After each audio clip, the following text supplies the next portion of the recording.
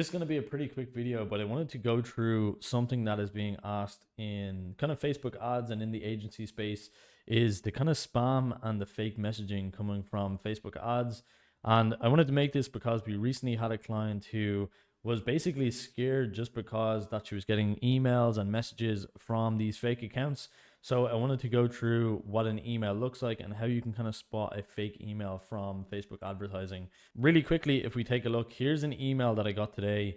And something I wanted to show is how to spot if it's a fake email. Now, usually when you get these DMCA enforcement notices cases, to get a DMCA strike on Meta is extremely rare. So for you to even get something like this, you would need to infringe on copyright of a brand, and it usually never happens. In the 8 years that I've been running ads, I've never had a DMCA case. So that's the first thing I would notice. There is a lot of different emails that you can get and a lot of different messaging that you can get. Another one would be the messenger support bot. So you might get a message on Facebook Messenger from a support bot that says, hey, you've done something wrong or something has happened. If the person's account is not officially from Facebook, if it doesn't have a blue tick on the account that's sending you something from Messenger, Facebook will never reach out in that way unless it's from the support account. So that's an easy way to spot on Messenger if it's a scam account or a bot. But with these emails, it can be quite deceiving because AI and all of the different platforms now to create scam websites and fake websites, they can really fake how an email looks, but also how the landing page looks. So if we take a look at this website, something I would always check is the email. So the copyright team, no reply at appsheet.com. That already doesn't make sense because this should be coming from facebook.com or would be coming from Meta or something related to Facebook or Instagram. So that's the easiest tell that it's a fake email. Another way is if you click show details.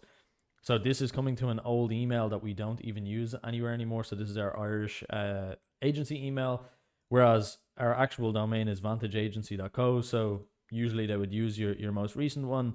The reply to is also going to a random email, which is just like random. So that's another way that you can tell.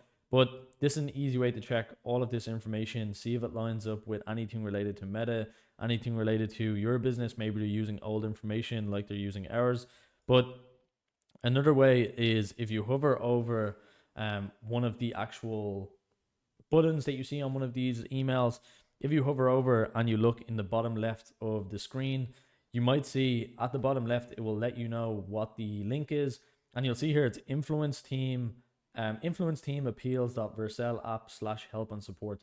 So that already just is not a Meta domain. And Vercel is a place where people can host AI created websites and websites that they've made. So it's an easy way for people to spin up a fake website that looks exactly like Meta, but it's fake information. So I will click it just to show you. Looks pretty legit. They have a Facebook loading screen.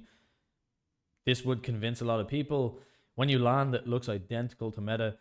So I understand why people get tricked by this, but trust me, these are completely fake. I would never submit an appeal. I would never go into any of these and fill it in.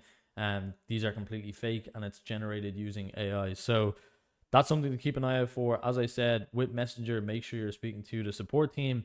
And with these emails, make sure it's coming from Meta. Otherwise, it's just completely fake. So hopefully this video kind of opened your eyes. If you are getting emails like this, just ignore them. Don't click on them. I clicked on it just to show, but I know not to fill in any information or go any further than that. Whereas these are pretty annoying that they're confusing clients, confusing people. In the Skool group that I have, people are being confused by them. So as I said, it's all fake. Just try to ignore it. A lot of these scammers will try a lot of different tactics and tools. So hopefully that helped you. It was a pretty short video, but if you did like this and you found it valuable, I'd appreciate if you could subscribe, and I'll see you in the next video.